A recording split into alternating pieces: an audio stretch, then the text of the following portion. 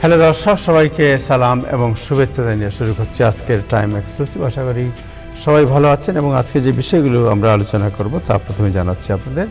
আজকের বিষয়ের মধ্যে প্রথমেই হচ্ছে অত্যন্ত মর্মান্তিক ঘটনা। কুইন্সের উডসাইডে ট্রাক চাপায় বাংলাদেশি একজন তরুণী নিশাত জান্নাতের অকাল মৃত্যু এবং কমিউনিটিতে শোকের ছায়া। এই বিষয়টি আজকে আমরা জানবো যে কীভাবে এই ঘটনাটি ঘটেছে, এই বিষয়টি জানবো। প্রেসিডেন্ট ট্রাম্পের ইমিগ্রেন্ট বিরোধী পদক্ষেপ আমেরিকানদের জন্য এবার নাগরিকত্বের দরজা খুলে দিয়েছে কানাডা। এই বিষয়টি আজকে আমরা আলোচনা করব। ইরানের তেল ও জ্বালানি সম্পদের উপর প্রেসিডেন্ট ট্রাম্পের হুমকি, দখলের হুমকি এবং অবরোধ সত্ত্বেও নিরাপদে রাশিয়ান অয়েল ট্যাঙ্কার কিউবায় গেল কীভাবে, এই বিষয়টি আজকে আলোচনা করব। আজকে অতিথি যারা থাকবেন তাদের মধ্যে আছেন জনাব হাসান ফেরদৌস, আমাদের সাথে যুক্ত আছেন ইতিমধ্যেই নিহত তরুণী নিশাত জান্নাতের চাচা জনাব জামাল আহমেদ শিপন, এবং সাথে থাকবেন মনিউদ্দিন নাসের ও ইব্রাহিম চৌধুরী খোকন। শুরু করব দিনের আপডেট জানাচ্ছেন নাজমুল হাসান। তার আগে যারা ফেসবুকে আছেন আশা করি অনুষ্ঠানটি শেয়ার করবেন। নাজমুল হাসান। ধন্যবাদ আবু তাহের এবং ধন্যবাদ টাইম টেলিভিশনের সকল দর্শক শ্রোতা এবং প্যানেলিস্ট, সবাইকে সালাম এবং শুভেচ্ছা। আমরা তো গভীর বেদনার সঙ্গে তাহেরের নিউজটি শুনলেন আপনারা। এই ধরনের অত্যন্ত বেদনাদায়ক একটি ঘটনা কমিউনিটিতে বেশ সাড়া ফেলেছে ইতিমধ্যেই, এবং লোকের শোকে মুহ্যমান হয়ে পড়েছেন। অনেকের কথা বলার ভাষাও পাচ্ছেন না। যতটুকু আমি অনেকের সাথে ফোনে যোগাযোগ হয়েছে, তারা একই মন্তব্য করেছেন যে এই ধরনের একটি আঘাত কমিউনিটির উপর আসবে, এটা কারো প্রত্যাশার মধ্যে ছিল না। যাই হোক, আমরা শোকসন্তপ্ত পরিবারের জন্য দোয়া করি এবং তাকে যেন আল্লাহ বেহেশত নসিব করেন সেই দোয়াও করি। প্রেসিডেন্ট ট্রাম্প আজকে সকালবেলা এক ট্রুথ সোশ্যাল মিডিয়া পোস্টে জানিয়েছেন যে যুক্তরাষ্ট্র বর্তমানে ইরানের যে স্পিকার আছে তার সাথে এই যুদ্ধবিরতির ব্যাপারে আলাপ আলোচনা চালিয়ে যাচ্ছেন, এবং তিনি এও বলেছেন যে তিনি মোটামুটি যাদের সাথে তিনি আলোচনা করছেন, যুক্তরাষ্ট্র আলোচনা করছে, তাদের ব্যাপারে মোটামুটি যুক্তরাষ্ট্র নিশ্চিত যে তারা দায়িত্ব পালনরত অবস্থায় আলোচনা করছে। কিন্তু প্রেসিডেন্ট ট্রাম্পের এই ট্রুথ সোশ্যাল মিডিয়া পোস্টের কিছুক্ষণ পরেই স্পিকারের পক্ষ থেকে জানানো হয়েছিল যে যুক্তরাষ্ট্রের সাথে তাদের কোনো আলোচনাই কোথাও হচ্ছে না। এটা তারা জেনেছে। শুধু একই কথা নয়, একই কথা জানিয়েছে ইরানের পররাষ্ট্র দপ্তর। তারাও বলেছে যে যুক্তরাষ্ট্রের সাথে গত ৩১ দিনে কোনো আলোচনাই হয়নি কোনো বিষয় নিয়ে। কিন্তু প্রেসিডেন্ট ট্রাম্প একাধিকবার বলেছেন যে ইরানি কর্মকর্তাদের সাথে যুক্তরাষ্ট্রের আলোচনা অব্যাহত রয়েছে। কিন্তু এর পাশাপাশি প্রেসিডেন্ট ট্রাম্প হুমকিও দিয়েছেন একই সাথে। তিনি বলেছেন যদি ইরান যুক্তরাষ্ট্রের দাবি না মানে এবং যুদ্ধবিরতিতে সম্মত না হয়, ইরানের অনেক কিছু ধ্বংস করে ফেলা হবে। এবং শুধু তাই নয়, যে ইরানের যে এনার্জি সাইট গুলো আছে, যেখানে তেল এবং বিদ্যুৎ উৎপাদনের কেন্দ্র, সেগুলো সম্পূর্ণ ধ্বংস করে ফেলা হবে যদি ইরান প্রেসিডেন্ট ট্রাম্পের যে যুদ্ধবিরতির যে শর্তগুলো দিয়েছেন সেগুলো না মেনে চলে। তবে এই ব্যাপারে ইরান কিছু মন্তব্য করেনি, কারণ তারা শুধু একটাই মন্তব্য করেছে, যুক্তরাষ্ট্রের সাথে তাদের কোনো আলাপ আলোচনাই হচ্ছে না যুদ্ধবিরতির ব্যাপারে, এবং স্পিকার এই ব্যাপারে কোনোভাবেই অবগত নন যে যুক্তরাষ্ট্রের সাথে তার আলোচনা হচ্ছে। সেটাও আজকে স্পষ্ট করে যুক্তরাষ্ট্র জানাচ্ছে। এদিকে ইসরায়েল, প্রেসিডেন্ট ট্রাম্প যতটা না যুদ্ধবিরতির দিকে কথা বলছেন, যুদ্ধবিরতি নিয়ে কথা বলছেন, ইসরায়েল কিন্তু যুদ্ধবিরতি নিয়ে একটু শব্দ করছে না। ইসরায়েল বরং যুদ্ধের বিস্তৃতি ঘটাতে ব্যস্ত রয়েছে। তারা আজকে তেহরানের একটি বিশ্ববিদ্যালয়, তেহরানের ইমাম হোসেন বিশ্ববিদ্যালয়ের উপর হামলা চালিয়েছে, এবং যেটি কাস্পিয়ান সাগরের তীরে অবস্থিত। তবে ইসরায়েলের উপর আঘাত এনেছে ইরান, এবং গত দিন কয়েক আগে ইসরায়েলের সবচেয়ে বড় তেল রিফাইনারি, তেল শোধনাগার সেটি ইরানি মিসাইলের আক্রমণে আঘাতপ্রাপ্ত হয়েছে, সেটিও জানিয়েছে। তবে এবং ইরানের ইরাকের রাজধানী বাগদাদের একটি ইন্টারন্যাশনাল এয়ারপোর্টের কমপ্লেক্স, সেটিও এয়ারবেস যেখানে রয়েছে, মিলিটারি এয়ারবেস, সেখানেও ইরান আঘাত হানতে সক্ষম হয়েছে। এদিকে যুক্তরাষ্ট্রের মিত্র দেশ স্পেন সরাসরি জানিয়ে দিয়েছে যে তারা ইরান অভিযান পরিচালনায় যুক্তরাষ্ট্রের কোনো বিমানকে স্পেনের কোনো ঘাঁটি কিংবা স্পেনের আকাশসীমা ব্যবহার করার অনুমতি দেবে না। এতে প্রেসিডেন্ট ট্রাম্পের সাথে স্পেনের সম্পর্ক, প্রেসিডেন্ট ট্রাম্প ভীষণ ক্ষুব্ধ এই ব্যাপারে, এবং এতে দেখা যাচ্ছে যে প্রেসিডেন্ট ট্রাম্পের ক্রোধ স্পেনের উপরে, এবং সেটি কিভাবে স্পেন সামাল দিবে সেটি এখন দেখার বিষয়। আরেকটি বিষয় যেটা হচ্ছে, প্রেসিডেন্ট ট্রাম্প জানিয়েছেন আজকে এর পাশাপাশি ইরানের পরপরই কিউবা হচ্ছে নেক্সট, পরবর্তীতে কিউবা হচ্ছে নেক্সট, এবং তিনি সেটাও বলেছেন যে আহ, এবং আজকে প্রেসিডেন্ট ট্রাম্প অবশ্য গতকাল বলেছেন যে রাশিয়ার তেল শিপমেন্ট যদি কোনো দেশ রাশিয়ার কিউবাতে তেল পাঠাতে চায়, যুক্তরাষ্ট্র তাতে আপত্তি করবে না, এমনটিও তিনি জানিয়েছেন। এবং এই কথাটি তিনি বলেছেন ফ্লোরিডা যাওয়ার পথে এয়ারফোর্স ওয়ানে। বিশ্বের খ্রিস্টান সম্প্রদায়ের ধর্মগুরু ক্যাথলিক পোপ লিও 15 জানিয়েছেন যে সৃষ্টিকর্তা গড, সৃষ্টিকর্তা তাদের প্রার্থনা নাকচ করে দেন যারা যুদ্ধ শুরু করে। প্রেসিডেন্ট ট্রাম্পের প্রতি ইঙ্গিত করে তার এই মন্তব্য সমগ্র বিশ্বে খ্রিস্টান সম্প্রদায়ের মধ্যে আলোচনার উদ্রেক করেছে। প্রেসিডেন্ট যুক্তরাষ্ট্র যুদ্ধে লিপ্ত টিএস এর কর্মচারী আজকের মতো বেতন পাওয়া শুরু করেছেন প্রায় 43 42 দিন পর, এবং এর পাশাপাশি যুক্তরাষ্ট্রের জীবনযাত্রা দুর্বিষহ হয়ে উঠছে, তেলের দাম ক্রমশ বাড়ছে। এরপরে ডিএইচএস ফান্ডিং বিলও পাশ করানো সম্ভব হচ্ছে না, অচল অবস্থা কংগ্রেসে। ঠিক, এবং ইরানের সাথে যখন সম্পূর্ণ যুদ্ধে লিপ্ত যুক্তরাষ্ট্র, সেই অবস্থায় গত শনিবার গলফ খেলতে ফ্লোরিডা গিয়েছেন প্রেসিডেন্ট ট্রাম্প, এবং এই বছর দ্বিতীয় মেয়াদে দায়িত্ব নেবার পর এ পর্যন্ত তার গলফ খেলা বাবদ ট্যাক্স পেয়ারদের ব্যয় হয়েছে প্রায় 11 মিলিয়ন। তার সেখানে যাওয়া এবং তার নিরাপত্তা বিধানে সরকারের ট্যাক্স পেয়ার যে অর্থ ব্যয় হয়, যে অর্থ যোগান দেয় ট্যাক্স পেয়াররা, সেখান থেকে প্রায় 10.1 বিলিয়ন ডলার বিক্রি হয়েছে। এবং এবং প্রেসিডেন্ট ট্রাম্পের গলফ খেলার যে মাত্রা, সেটি ইতিমধ্যেই 100 মিলিয়ন ডলার অতিক্রম করেছে, যদিও এটি তার নিজের অর্থ। কিন্তু তাকে নিরাপত্তা বিধানে এবং তার যাতায়াতের জন্য যুক্তরাষ্ট্রের ট্যাক্স পেয়ারদের ব্যয় হচ্ছে 10 বিলিয়ন ডলার। এবং পাম বিচ গলফ কোর্সে গত শনিবার তিনি গলফ খেলেছেন। এই রিপোর্টটি করেছে হাফিংটন পোস্ট।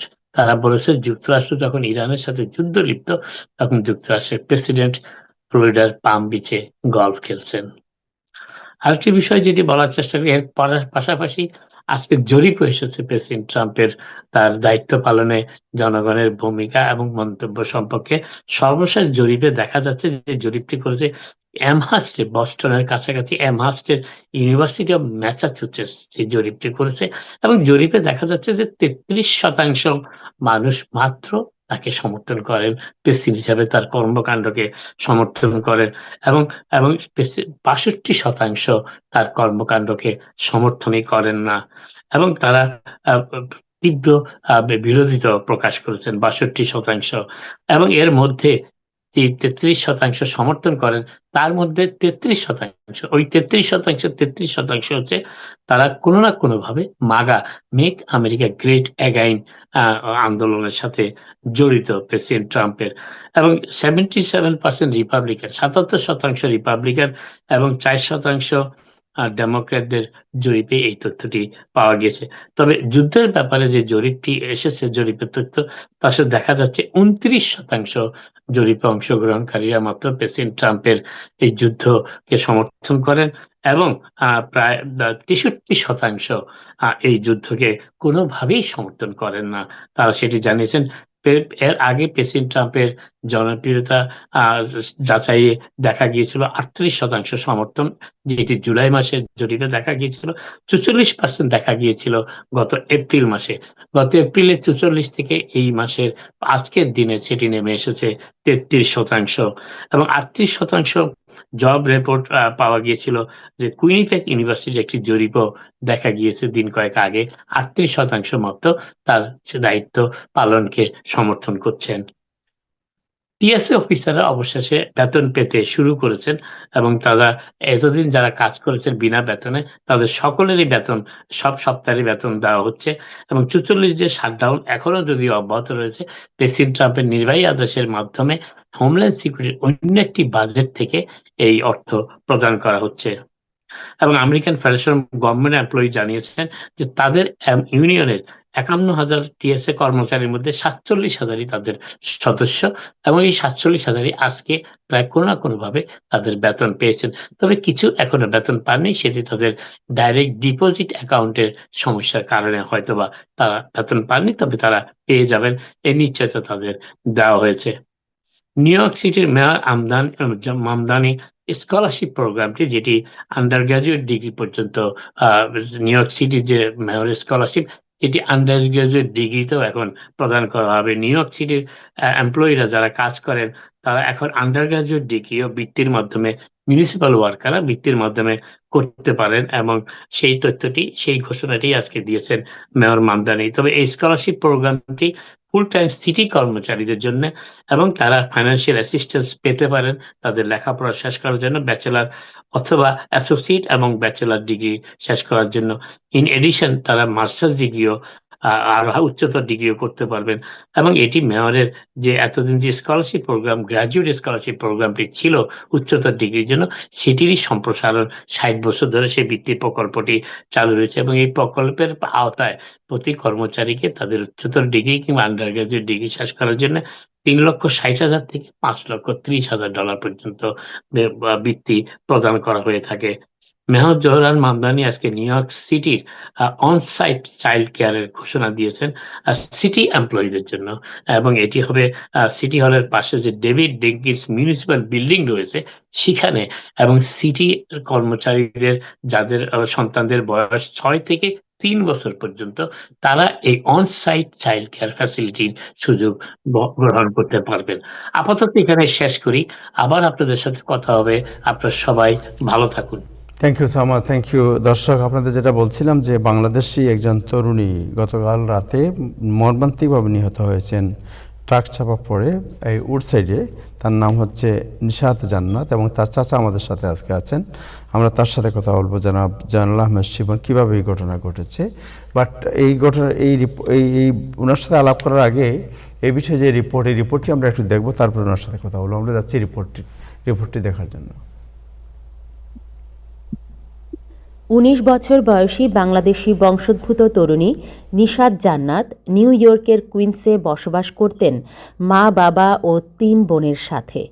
কাজ করতেন জ্যামাইকার পার্সন্স বুলভার্ডের একটি পার্কিং গ্যারেজের রিসিপশনিস্ট হিসেবে। রবিবার রাতে কাজ শেষে ছোট বোনের আবদার মেটাতে জ্যাকসন হাইটস থেকে কেক কিনে বাসায় ফিরছিলেন নিশাত। কিন্তু ফেরা হলো না নিশাতের। বাসার পাশে পৌঁছামাত্র একটি ঘাতক গার্বেজ ট্রাক প্রাণ কেড়ে নিল তার এমন মৃত্যুতে শোকে মূর্ছা যাচ্ছেন মা, বাবা ও ৩ বোন। নিশাত কুইন্সের উডসাইড এলাকার বাইতুল জান্নাহ মসজিদের ইমাম হেলাল আহমেদের মেয়ে। ৪ বোনের মধ্যে সে দ্বিতীয়। রবিবার রাত ১১:৫৫ কাজ শেষে বাড়ি ফেরার পথে উডসাইডের রুজভেল্ট এভিনিউ ও 62 স্ট্রিটের সংযোগস্থলে এ মর্মান্তিক দুর্ঘটনা ঘটে। এই দুর্ঘটনায় প্রবাসী বাংলাদেশি কমিউনিটিতে শোকের ছায়া নেমে এসেছে। পুলিশ জানায়, নিশাত ক্রসওয়াক দিয়ে রাস্তা পার হওয়ার সময় একটি স্যানিটেশন ট্রাক তাকে ধাক্কা দেয়। খবর পেয়ে ঘটনাস্থলে পৌঁছেই জরুরি ইমার্জেন্সি কর্মীরা তাকে মৃত ঘোষণা করেন।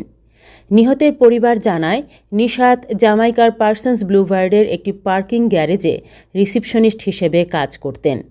রবিবার রাতে কাজ শেষে ছোট বোনের জন্য কেক কিনতে তিনি উডসাইডে নামেন।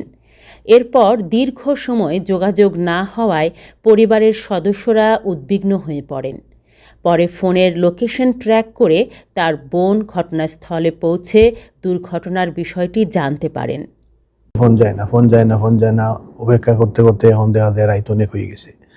পরে ফোন ট্র্যাক করে দেখা গেল যেখানে ঘটনা ঘটছে ওইখানে গেছি তাড়াতাড়ি আমরা। যাওয়ার পরে দেখছি এখানে পুলিশের সব ব্যারিকেড দিয়ে রাখিয়ে দিচ্ছে এখানে। আর কইতেছে এখানে যে হয়েছে একটা অ্যাক্সিডেন্ট হয়েছে যে মানুষ মারা গেছে, ডেড বডি এখানেও আছে, এটা আমাদেরকে কয় না, খালি কয় আমরা কইলাম যে আমাদের এরকম একটা হ্যাপেন্ড হয়েছে, আমার মেয়ে আসতেছে না, অনেক সময় দিয়ে ফোনও যাইতেছে না।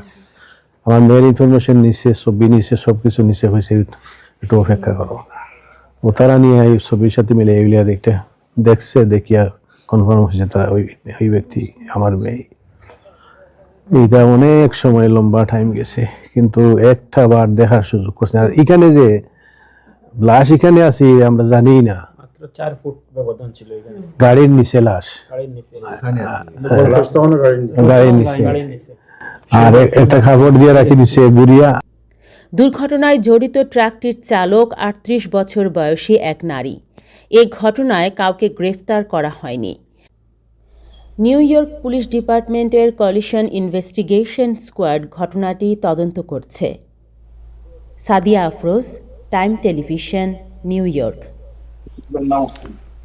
Very sad story. আমরা যিনি নিহত হয়েছেন তার চাচা আমাদের সাথে আছেন, জনাব জালাল আহমেদ শিপন। জনাব জালাল আহমেদ শিপন, আসলে এই বিষয়ে শোক প্রকাশের কোনো ভাষা আমাদের নেই, বাট আপনি যদি একটু আমাদেরকে বলেন যে কি হয়েছিল একটু ডিটেলস, তাহলে আমরা জানতে পারবো বিষয়টি। জি, আসসালামু আলাইকুম। আসলে আমার নাম Jamal Ahmed. Jamal Ahmed, sorry I am sorry, Jamal Ahmed Shipon. জি জি, এখানে ঘটনা ওই যেইভাবে আপনি উপস্থাপন করছেন এইরকমই ঘটনাটা ঘটছে। আমিও ছিলাম বাহিরে, আমিও পেনসিলভানিয়া ছিলাম। আমি আসছি এই টাইমে, এসে আমার ভাইয়ের সাথে মিল হয়েছে। আমার বাসায় আমার ভাই ছিল। তো আমরা তো জানি না এখানে যে এত বড় দুর্ঘটনা ঘটছে। তো বাসা থেকে তারা কল করতেছে, ওর আম্মা আর ওর আমার বাতিজি আরেকটা আছে, ওর বোন, কিন্তু ওর ফোন যাচ্ছিল না। তারপরে আমার ভাইকে কল করছে, আমার ভাই বাসায় যাওয়ার পরে ভাইও কল করছে, ফোন যাচ্ছিল না। তারপরে আমার ভাই আমাকে কল করছে, তারপরে ফোন ট্র্যাক করছে আমার বাতিজি, ফোনটা ট্র্যাক করে লাস্ট লোকেশনটা ওই 62nd Roosevelt Avenue, close to the food fair market. ওইখানে যখন ওরা গেছে তখন এইখানে ব্যারিকেড দিয়ে রাখছে। আমিও গেছিলাম আমার আরেকটা বাইকে নিয়ে, আমাদেরকেও এদিকে ঢুকতে দেয় না। আমার পরিচয় দিছি, আমি চাচা, ওর ফাদার আছে এখানে, মাদার আছে এখানে, সিস্টার আছে, সিবলিং আছে, তারপরে চাচি আছে, সবাই আমরা রিলেটিভ। আমরা ফোন ট্র্যাক করে আসছি, কিন্তু আমাদেরকে একটা সেকেন্ডের জন্য মানে দেখতে দেয় নাই। তো আমি আমার ছোট ভাই, আমরা যখন ডেড বডি উঠায় তখন ওই কোনা দিয়া শুধু দেখতে পেরেছি যে এইটাই আমাদের মেয়ে, নতুবা আমরা জানতামই না। আমরা খালি মানে এখানে খালি হায় উতাস করতেছিলাম।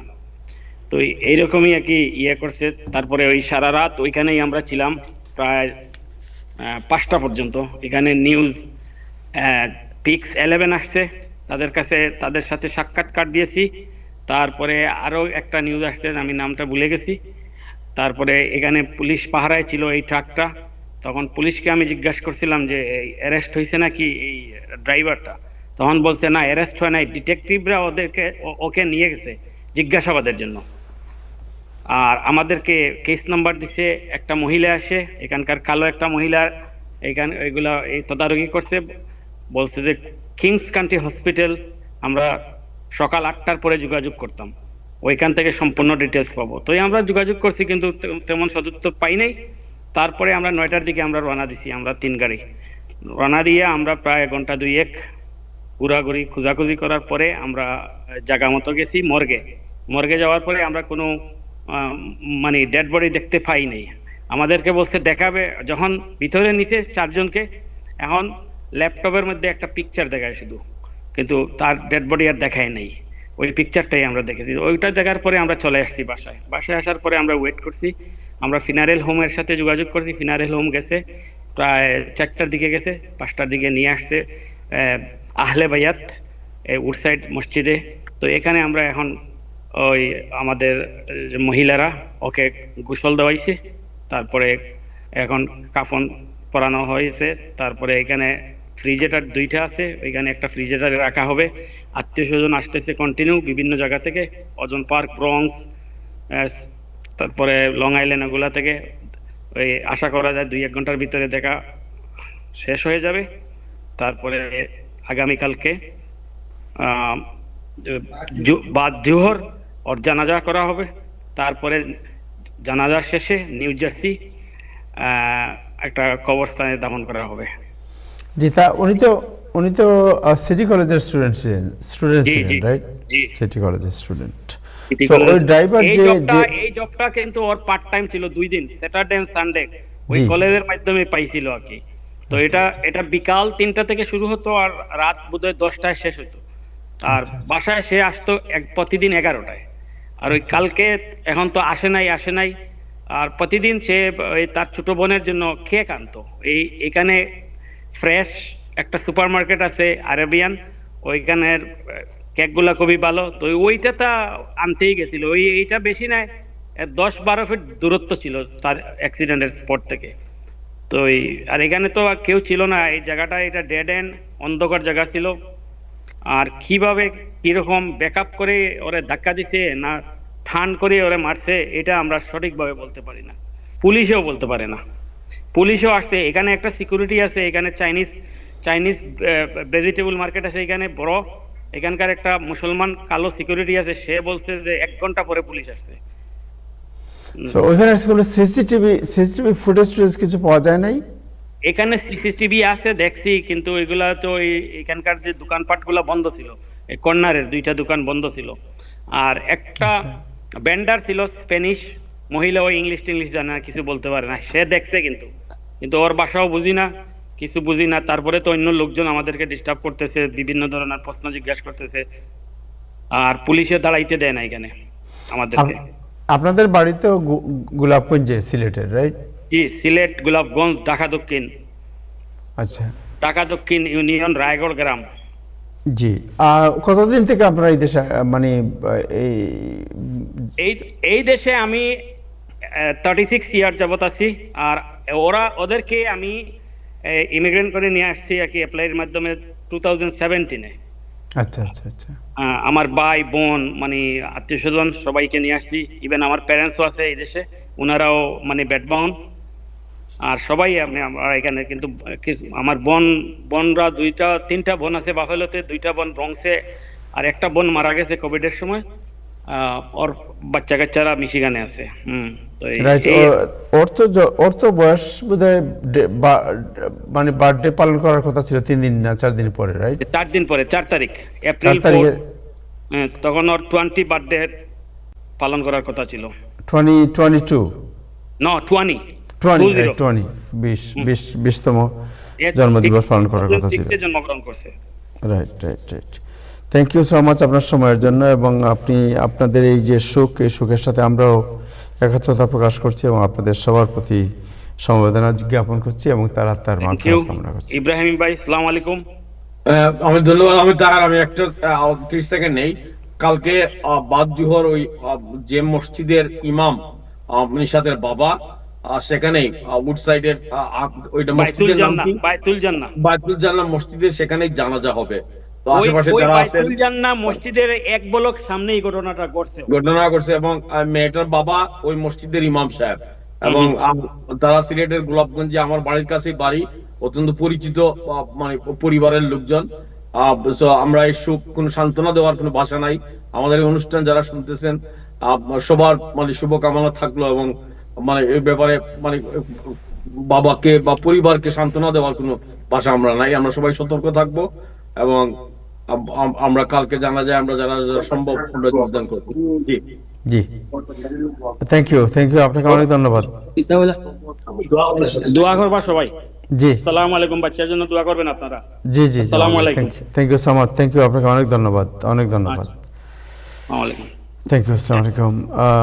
হাসান ভাই, আপনার কাছে আসছি। এর মধ্যে আপনি জানেন যে অনেক ঘটনা ঘটছে। আজকে কানাডা একটা কাজ করেছে, সেটা হচ্ছে যে সে বলেছে যেখানে তোমাদের আমেরিকাতে ইমিগ্রেন্ট বিরোধী প্রচণ্ড একটা মানে অবস্থা বিরাজ করছে, সেখানে কানাডায় তারা আজকে ঘোষণা দিয়েছে তারা আমেরিকানদের সিটিজেনশিপ দেবে।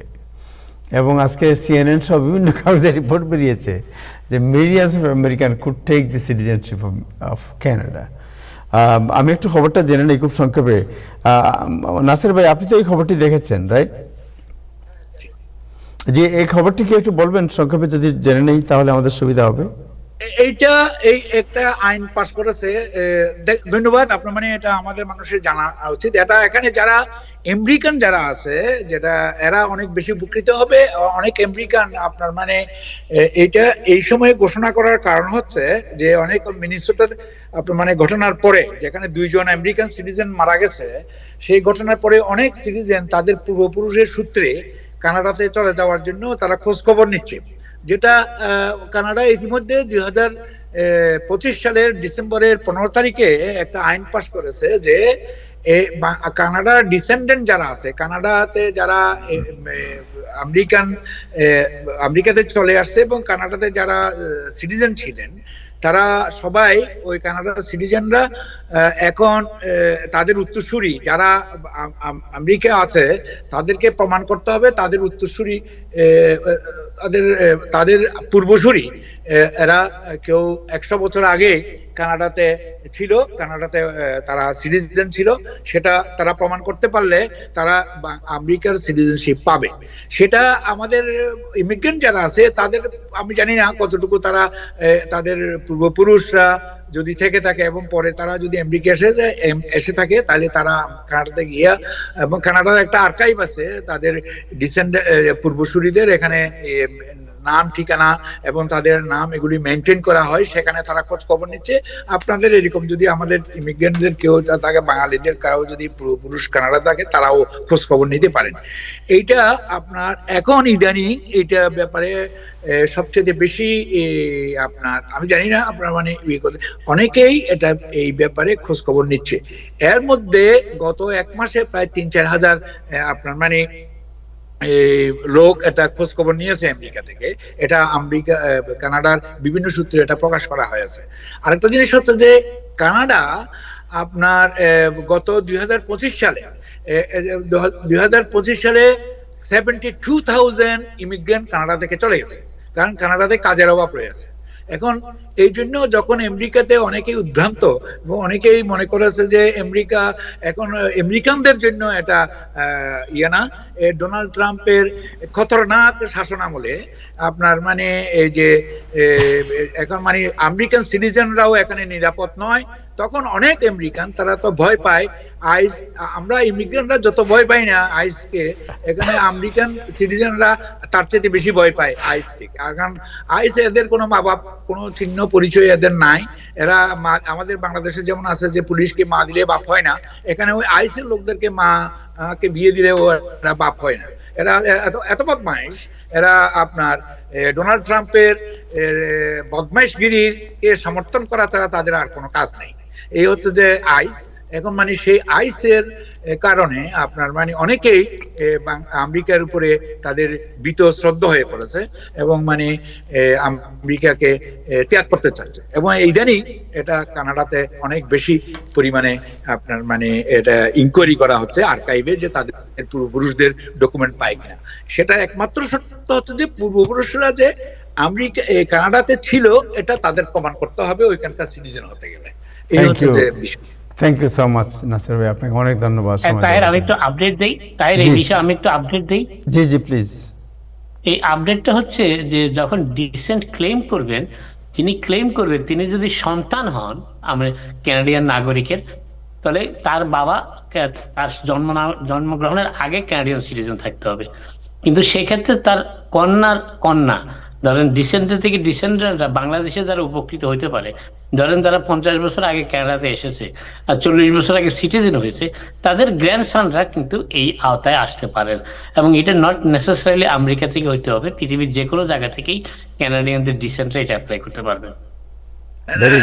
এটা নাজমুল ভাই যেটা বলছেন this is true, but one thing is that 100 বছর পুরনো বাংলাদেশি কেউ যদি আমেরিকাতে সিটিজেন হয়, তারা কি কানাডাতে ফিরে যেতে চাইবে? বা 100 বছর পূর্বে কানাডাতে যারা ছিল তারা ডিসেন্ডেন্ট, মানে সুযোগ নিতে চাইলে নিতে পারবে আর কি, নিতে পারে। না না, এটা একটা সিনারিও বলি নাসির ভাই, এটা একটা সিনারিও বলি। যেমন ধরেন 50 বছর আগে একজন কানাডাতে এসেছে বাংলাদেশি, তিনি 40 বছর আগে সিটিজেন হয়েছেন, তার 2 কন্যা এখন বাংলাদেশে রয়ে গেছেন আর 3 কন্যা কানাডায় রয়ে গেছেন। ওই 2 কন্যার সন্তানরা কিন্তু ক্লেম করতে পারবেন না, সেটা তো সবসময় থ্যাংক ইউ। ওইটা নিয়ে তো আপনার মানে ওইটা তো সবসময় আপনি মানে আমেরিকার সিটিজেন যদি হয়, সে তো বাংলাদেশে তারা কোনো কন্যা থাকলে সেটা তো সবসময় আসতে পারবে, এটা নিয়ে কোনো আইন হয় নাই। না, আমেরিকান সিটিজেন না, এটা আমেরিকান সিটিজেন না নাসার ভাই, আমেরিকান সিটিজেন না, এটা ক্যানাডিয়ান ডিসেন্ট অল ওভার। শুধু আমেরিকানরা সুযোগ পাবে বেশি, কারণ কানাডা মনে করে যে অনেক কানাডিয়ানদের ডিসেন্টরা আমেরিকায় চলে আসছে, সেই জন্য আমেরিকার কথাটা আসতেছে। মানে এটা পৃথিবীর ব্যাপারটা হলো, যে কোনো জায়গা থেকে হতে ব্যাপারটা পারে। হলো যে যেখানে আমাদের মহান প্রেসিডেন্ট ট্রাম্প, মহান প্রেসিডেন্ট ট্রাম্প যখন সবাইকে বের করে দিতে চাচ্ছেন, ইমিগ্রেশন বন্ধ করে দিতে যাচ্ছেন, সেখানে কানাডা বলতেছে ওকে ডোন্ট ওয়ারি, তোমরা আমার দরজা খোলা আছে, এদিকে চলে আসো। So that's the main message আমার কাছে যেটা মনে হয়। এটা শুধু ইমিগ্রেন্ট না, এটা আমেরিকান যারা এখানে আমেরিকানরাই তো নিজেরা এখন তসবি করতেছে আপনারা যে কোন বিপদ কোন সময় হয়। ওদের জন্য এটা করা হয়েছে। কারণ কানাডাতে ইনভেস্টমেন্ট দরকার, কানাডাতে ইমিগ্রেন্ট দরকার, কানাডাতে মানুষ দরকার, যেখানে অনেক খালি হয়ে গেছে, এটাই হচ্ছে যে মেইন কথা। আর মানে আর কানাডাতে যদি কোনো সিটিজেন বাংলাদেশ থেকে যদি আনতে চায়, সেটা তো সবসময় আনতে পারে, এটার কোনো ইয়ে না। এটা আইনটা যেটা করেছে গত 2025 সালের ডিসেম্বরের 15 তারিখ। ব্যাপারটা হলো নিকটবর্তী আমেরিকায় যে অ্যান্টি ইমিগ্রেন্ট যে সেন্টিমেন্ট যে আইস, যেটা আপনি একটা শব্দ বলছেন, আমার মুখ দিয়ে শব্দটা আমি ভুলে গেছি কি শব্দ বলছেন আপনি, রাইট? এইবার ট্রাম্প সাহেব কি আর একটা শব্দ বলছেন। সো এই যখন এই অবস্থায় কি তারা দেখাচ্ছে যে আমরা মানবিক, আমাদের দরজা খোলা আছে, তোমরা চাইলে আসতে পারো, আমরা অনেক মানবিক। জি, thank you so much, thank you Nasir ভাই আপনাকে সময় দেওয়ার জন্য। কি ইব্রাহিম ভাই কিছু বলবেন? আমি ওই নাসির ভাই এবং আপনাদের ধন্যবাদ দিতে চাই যে কানাডায় মানে কানাডার এমনি রেগুলার একটা প্রোগ্রাম আছে যে ওই PNP program, provincial nominee program, যেখানে আমেরিকায় বসবাস করে অনেক লোক যিনি আমেরিকাকে আজকাল আর ভালোবাসেন না, পারলে আমেরিকার অমঙ্গল কামনা করেন, আর তারাও স্বেচ্ছায় সেখানে এই প্রোগ্রাম নিয়ে যেতে পারেন। এবং এই ব্যাপারে নাসির ভাই সহ মানে আপনাদের কাছে আরো তথ্য থাকলে, তথ্য দিয়ে সহযোগিতা করলে এই আমেরিকা বিদ্বেষী মানুষগুলো আমেরিকার আশেপাশে এক জায়গায় যাওয়ার একটা সুযোগ পাবেন। আমি মনে করি এই অবারিত সুযোগকে অনেকেই কাজে লাগাবার একটা সম্ভাবনা এসেছে। হ্যাঁ, এটা সত্য, দিস ইজ ট্রু। জি, ধন্যবাদ নাসির ভাই। জি, থ্যাংক ইউ সো মাচ। আমি একটু করে বাইরে আসি। জি, থ্যাংক ইউ। ইব্রাহিম চৌধুরী একটা ব্যাপারে আমি কমেন্ট জানতে চাই। আমেরিকা যখন যুদ্ধেতে, তখন ট্রাম্প গলফ খেলছেন পাম বিচে, এই বিষয়টা নিয়ে যদি একটু ইব্রাহিম চৌধুরীর কমেন্টটা খুব ইম্পর্টেন্ট। না, খালি গলফ খেলছেন না, উনি গলফ খেলছেন এবং প্রায় $11 মিলিয়ন খালি ওনার সিকিউরিটি টিমের পেছনে খরচ হচ্ছে। যেখানে লোকজন তেল কেনার পয়সা পাচ্ছে না, সেখানে ওনার সিকিউরিটি টিমের পেছনে যুদ্ধ করার জন্য $11 মিলিয়ন খরচ করা হচ্ছে, খালি tax payer money. So this is, আমি জানি না কিছু বলতে চাইলে বলতে পারেন ইব্রাহিম সাহেব। আমি আমাদের ইব্রাহিম ভাইয়ের আগে 30 সেকেন্ড একটু সময় নিতেছি। আপনার মানে আমেরিকাতে এখন আপনি মানে আল্লাহ করেন, মগারাই উনারে বিতাড়িত করবে। মগারা এখন মিটিং এ বসছে, তার অল্টারনেটিভ কে হতে পারে। আবার এবং তারা অলরেডি ডিসাইড করেছে যে বেঞ্চ আপনার মানে তার বিরুদ্ধে, বেঞ্চ হচ্ছে যে ডোনাল্ড ট্রাম্পের যুদ্ধযাত্রার বিরুদ্ধে, এবং বেঞ্চকে আপনার মানে তারা অল্টারনেটিভ লিডার হিসেবে নিয়ে তারা একটা ছক কষা শুরু করেছে। আপনি মানে আল্লাহ তাদেরকে কামিয়াব করুক, এই হচ্ছে। ধন্যবাদ। যে আমাদের নাসির ভাই যেভাবে মানে দোয়া করতেছেন, আল্লাহ তাআলা নিশ্চয়ই এই নাসির ভাইয়ের মতো নেক বান্দার দোয়াটা কবুল করবেন। এই ধরনের আরো নেক বান্দা বেশ কিছুদিন থেকে এটা মোনাজাত করতেছেন, এটা ঠিক আছে। আমি যেটা মানে নাজমুল ভাইয়ের মানে প্রশ্নের উত্তরে বলতে চাই, শুনেন, যুদ্ধের সময় মানে যুদ্ধের নেতা তার মোরালটা হাই রাখতে হয়। এগুলো অনেক সময় এই কারণেই নেতারা করে থাকেন। এই যুদ্ধ ন্যায্য বা অন্যায্য এটা প্রশ্ন।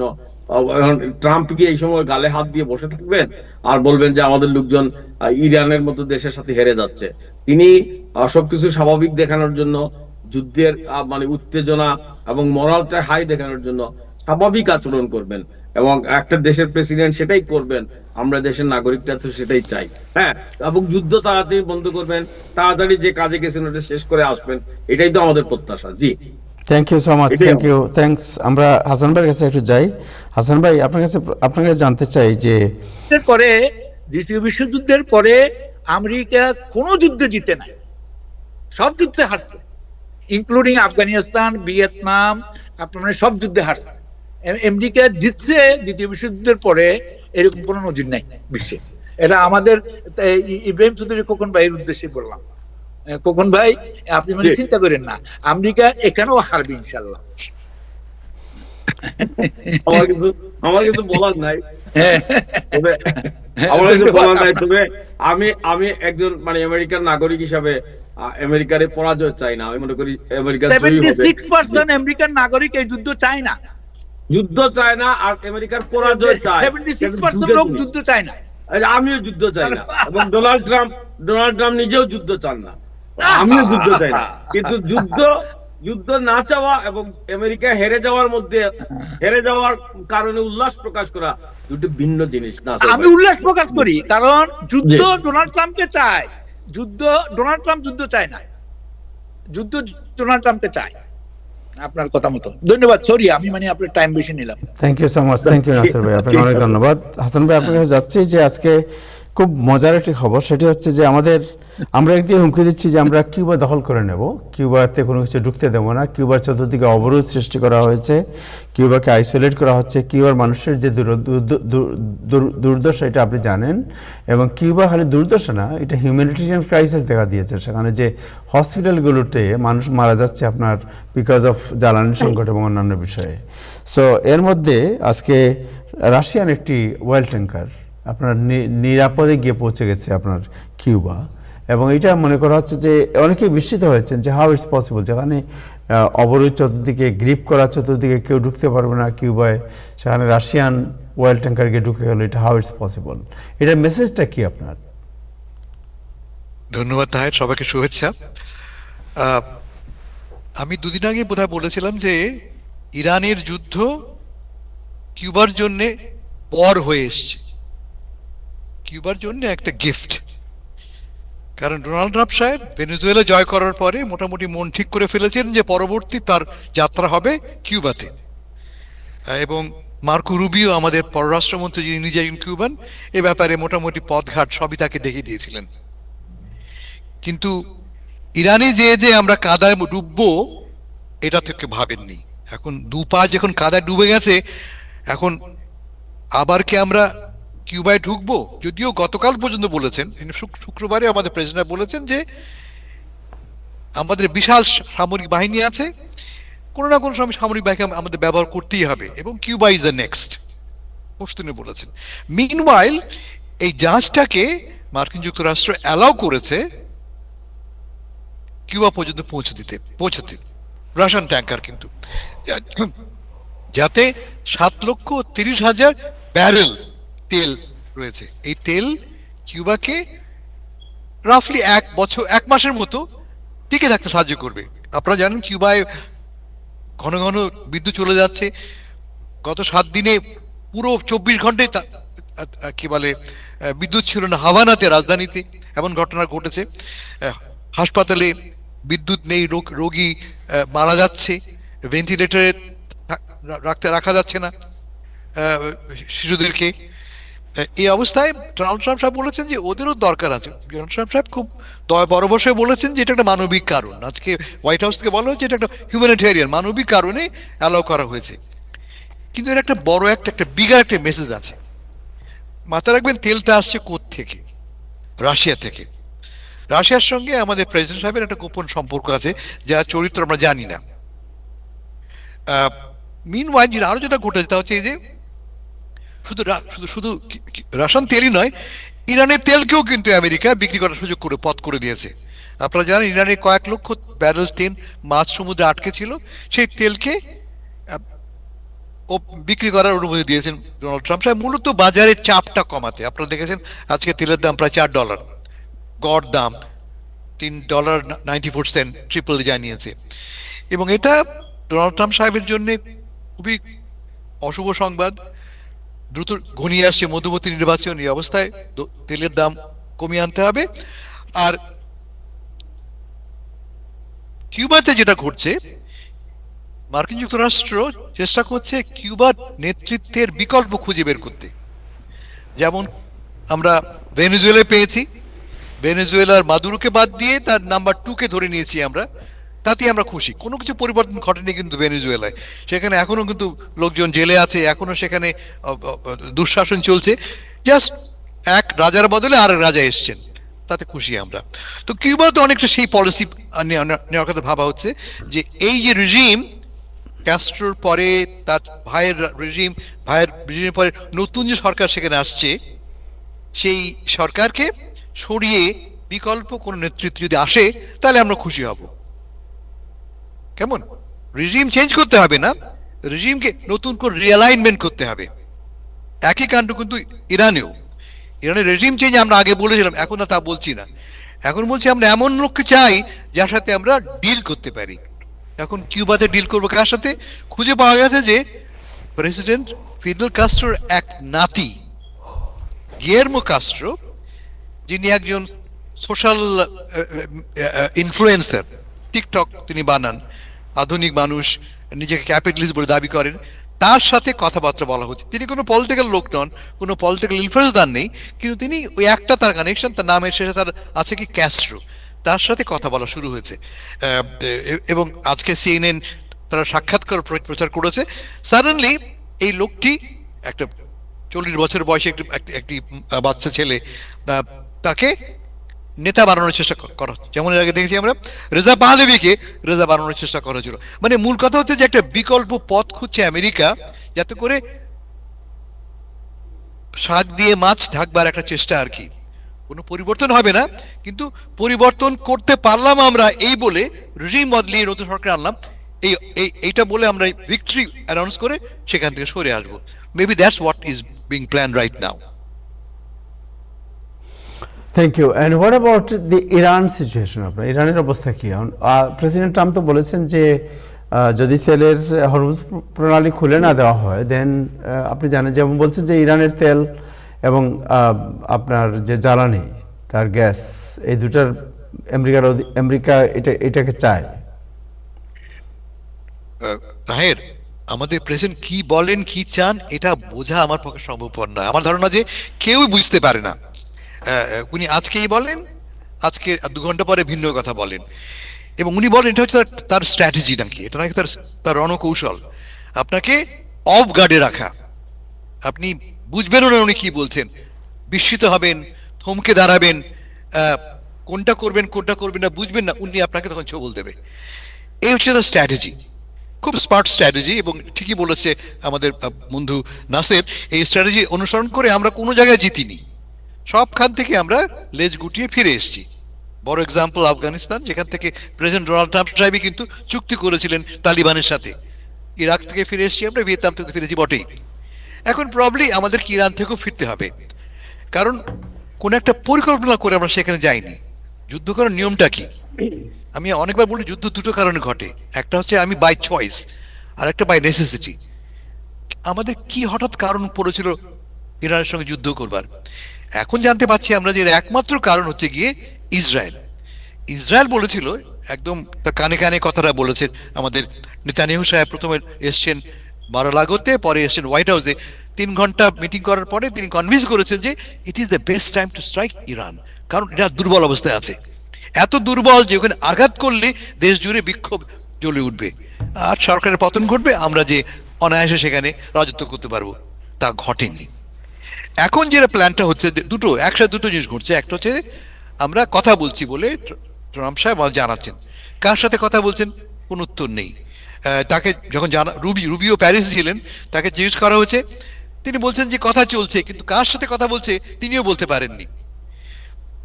আজকে সিএনএন বলছে যে কোয়াইট লাইকলি যাদের সাথে কথা হচ্ছে তারা ডিসিশন মেকারস নয়, তারা ইরানের কেন্দ্রীয় নেতৃত্বে নেই।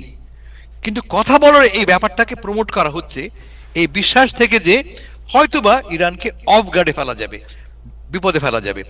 পাশাপাশি কি হচ্ছে আপনি দেখতে পাচ্ছেন যে হাজার হাজার সৈন্য এসে জড়ো হচ্ছে, তারা খার্গ আইল্যান্ড দখল করবে এবং আরো 6টি আইল্যান্ড দখল করার পরিকল্পনা করছে। রাফলি 50,000 সোলজার্স এই মুহূর্তে মোতায়েন আছে ইরানের আশেপাশে। এরা কি কেন গেছে? নিশ্চয়ই আঙুল চুষতে যায়নি তারা, লবের চুষ খেতে যায়নি তারা, একটা প্ল্যান করে গেছে। প্ল্যানটা কি? ক্লিয়ারলি তা হচ্ছে যে স্থল অভিযান তারা করবে। যদি কোনো চুক্তি না হয় এমনকি ইন্টারিম চুক্তিও না হয়, সেক্ষেত্রে কোয়াইট লাইকলি এই 50,000 সৈন্য, যার মধ্যে প্রায় 5,000 হচ্ছে গিয়ে মেরিন সোলজার্স এবং প্যারাট্রুপার্স, তারা কোয়াইট লাইকলি খার্ক আইল্যান্ডে অবতরণ করবে এবং খার্ক আইল্যান্ড দখল করবে। আজকে এবং গতকাল ট্রাম্প সাহেব বলেছেন শুধুমাত্র আমরা দখলই করবো না, আমরা ইরানের তৈলক্ষেত্র তো ধ্বংস করবোই, ইরানের পানিগুলি ডিস্যালিনেশন প্ল্যান্ট আমরা ধ্বংস করে দেবো, ইলেকট্রিক গ্রিড নষ্ট করে দেবো আমরা। যা আপনারা জানেন, আমি আগেও বলেছি, এটা একটা ওয়ার ক্রাইম।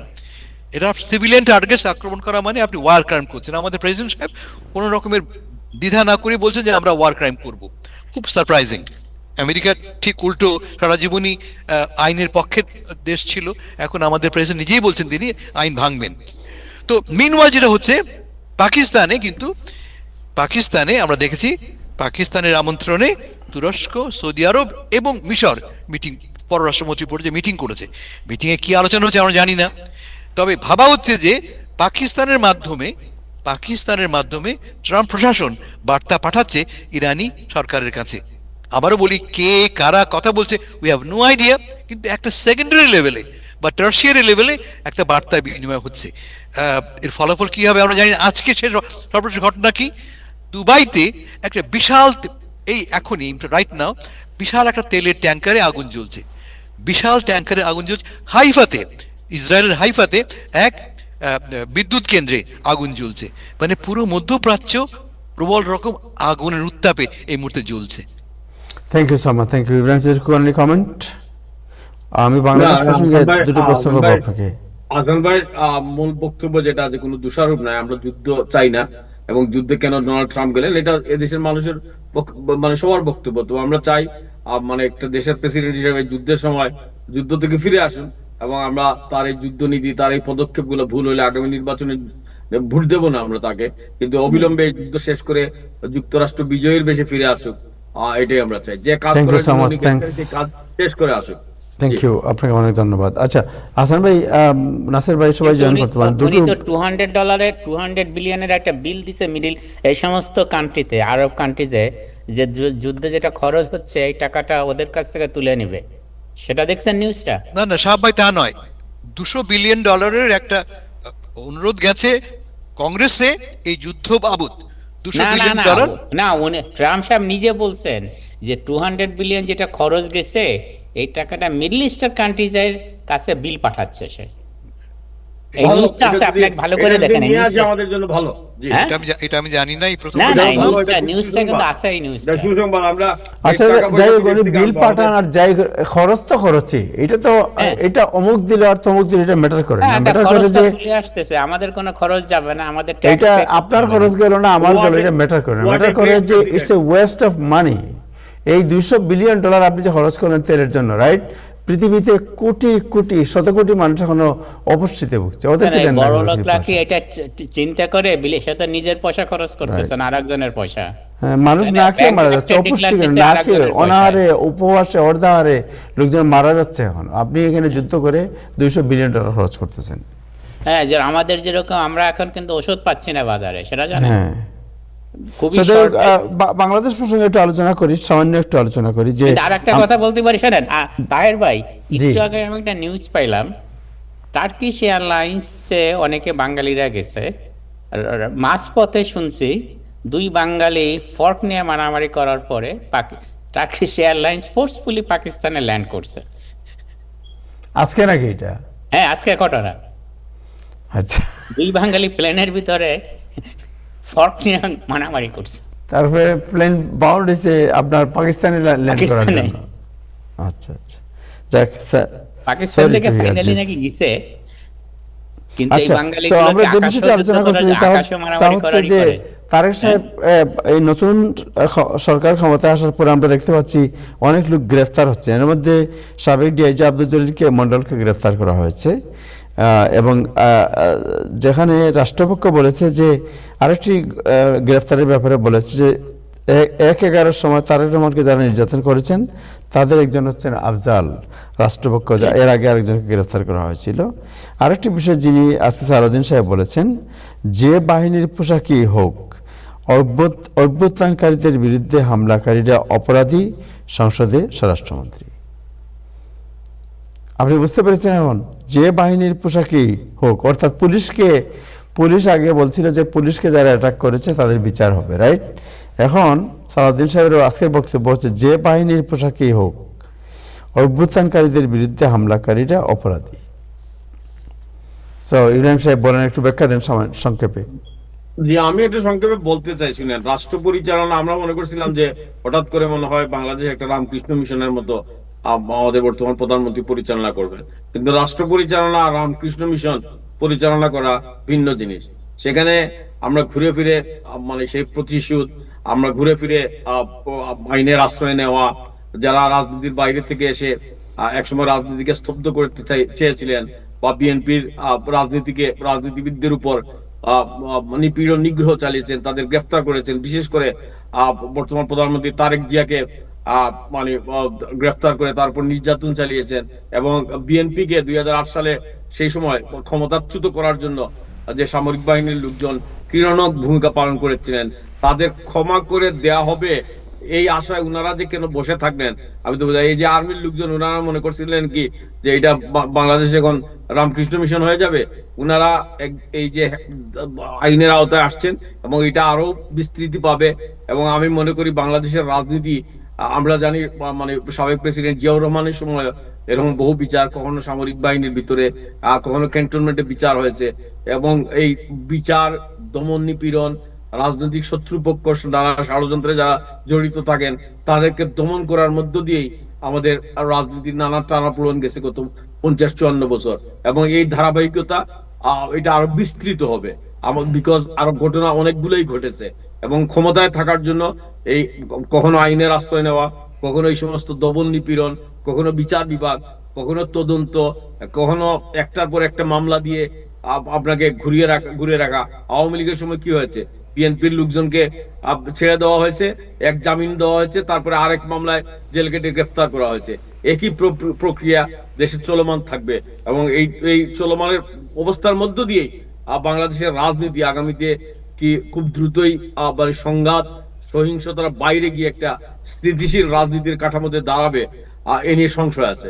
কিন্তু আমরা আশা করি এইসবের মধ্য দিয়ে বাংলাদেশের গণতান্ত্রিক অগ্রযাত্রাটা যেন ব্যাহত না হয়। এটা যখনই ব্যাহত হয় তখন এইসব বিচার, এইসব ষড়যন্ত্র, এইসব নানান পক্ষ ক্রীড়নক দাঁড়িয়ে যান, এবং তাদের পরিণতিও কি হয়েছে দেখেন। কেউ বিদেশে পালিয়ে গেছেন, কেউ বিদেশে আশ্রয় নিয়েছেন, যারা দেশে আসেন মনে করছিলেন তাদের পাপ মাপ হয়ে গেছে, কিন্তু এখন এই পাপ এক কান ধরে মাথা আসতেছে, এবং একের পর এক লোক আরো গ্রেফতার হবেন, জিজ্ঞাসাবাদে তো আরো তথ্য বেরিয়ে আসবে, আরো গ্রেফতার হবেন, আরো এটা দীর্ঘায়িত হবে, এবং এইসব বিচার প্রক্রিয়া শেষ না হওয়া পর্যন্ত আমরা বুঝবো না কোন দিকে যাচ্ছে। Thank you. কমেন্ট, হ্যাঁ তাই আমি বলি, দুদিন আগে নিয়ে কথা বলেছিলাম আমরা, এবং আমি আমার উদ্বেগ প্রকাশ করেছিলাম। আমার সেই উদ্বেগ শুনে আমাকে ফোন করে একজন বলছেন যে ভাই আপনি এটা কি বললেন, ডাকাত খুনি তাদের পক্ষে কথা বলছেন আপনি? তা নয়, আমি এবার ব্যাখ্যা করে বুঝিয়ে বলি যে এই যে প্রতিশোধ গ্রহণের চক্র শুরু হলো, প্রতিশোধ গ্রহণের চক্র, অপরাধ হয়েছে 30 বছর আগে, সেই অপরাধে তাকে গ্রেফতার করো, গ্রেফতার না করে কি অপরাধ গ্রেফতার করছি আমরা? মানব পাচার। এবং ইনফ্যাক্ট একটি আইন, যে আইন ইতিমধ্যে বাতিল বলে ঘোষিত হয়েছে, সে আইন ব্যবহার করে আমরা গ্রেফতার করছি আমরা। ফলে ক্লিয়ারলি এই গ্রেফতারগুলি রাজনৈতিক উদ্দেশ্য প্রণোদিত। এবং লক্ষ্য করে দেখবেন সবই কিন্তু 3টা গ্রেফতার হলো সবই তারেক কেন্দ্রিক। তারেক আহত হয়েছিলেন, তারেককে পেটানো হয়েছিল, তারেককে অন্যায় হয়েছে। অন্যায় তো কম হয়নি বাংলাদেশে গত 15 বছরে, 20 বছরে, 25 বছরে, 50 বছরে। আমরা একটি অন্যায়কে আইডেন্টিফাই করেছি এবং সেই অন্যায়টাকে শুদ্ধ করবার জন্য একের পর এক ব্যবস্থা নিচ্ছি। সেই কারণে মনে হচ্ছে এটা পলিটিক্যালি মোটিভেটেড, যেটা খুবই উদ্বেগজনক। রাজনৈতিক কারণে যদি আমরা এই প্রতিহিংসা চক্রের মধ্যে পড়ে যাই, তাহলে কিন্তু চক্র থেকে আমরা কোনোভাবেই বাঁচবো না, এটি আমার ভয়। Thank you so much. Thank you Sahab ভাই। যুদ্ধ শুরু হয়েছে, আপনাকে প্রশ্ন করে সাহাব ভাই যেটা জানতে চাচ্ছি সেটা হচ্ছে যে 1975 থেকে দেখছি, বুঝছেন, তখন থেকেই কিন্তু অনেককে তারা অ্যারেস্ট করছে, অ্যারেস্ট করে নিয়ে রাখছে। এবং কিন্তু আমরা, আপনি যদি বাংলাদেশের দেখেন, এই SBI বলেন, স্পেশাল ব্রাঞ্চ বলেন, তাদের কাছে কিন্তু সব রেকর্ডগুলোই আছে। তারা বিভিন্ন রাজনৈতিক যখন চেঞ্জ হয় তখন কিন্তু এইগুলো তারাই প্রকাশ করে। সেই জন্যই আমাদের যে সমস্ত গভর্নমেন্টের যে সমস্ত বলেন তাদের এই সমস্ত জিনিস থেকে বিরত থাকা উচিত, তাই না? জি। যদি কেউ অন্যায় করে সেই হিসাবে তুমি সিভিল গভর্নমেন্টের আন্ডারে তুমি প্রচার করো। এইভাবে আর্মিতে ধরিয়া পিটাইয়া পাশার ভিতরে মরিচ দিয়া নাকের ভিতর দিক দিয়ে এই দেয়া এগুলো করা উচিত না, তাই না? পিটাইয়া অসভ্য দেশে আর কি। Thank you, thanks. একটা জিনিস সংক্ষেপে জেনে নেই যে এই যে যুদ্ধ শুরু হলো, যুদ্ধ শুরু হওয়ার পরে ওষুধের বাজারের অবস্থা কি বলেন একটু? আমাদের ওষুধ খুবই শর্টেজ হচ্ছে, আমরা অনেক ওষুধ পাচ্ছি না, কিন্তু আসলে সত্যি কথা অনেক জিনিসই বাজারে নাই এবং দাম বেড়ে যাচ্ছে। আমাদের ওই অনুযায়ী আমরা যখন কিনতেছি এবং যে আমাদের যে রিএম্বার্সমেন্ট কিন্তু ওই হিসাবে তারা ইনক্রিজ করতেছে না। অনেক ফার্মেসি কিন্তু এখন অনেক সময় অনেক প্রেসক্রিপশন রিফিউজ করতেছে যে we can't, I don't have it, as because লসে থেকেও দিবে না। সেই হিসাবে কিন্তু অনেক রুগী কিন্তু অনেক জায়গায় ওষুধ পাচ্ছে না। আমরা প্রায় বিভিন্ন পেশেন্ট আমাদের কল করতেছে তোমার কাছে এই ওষুধ আছে কিনা।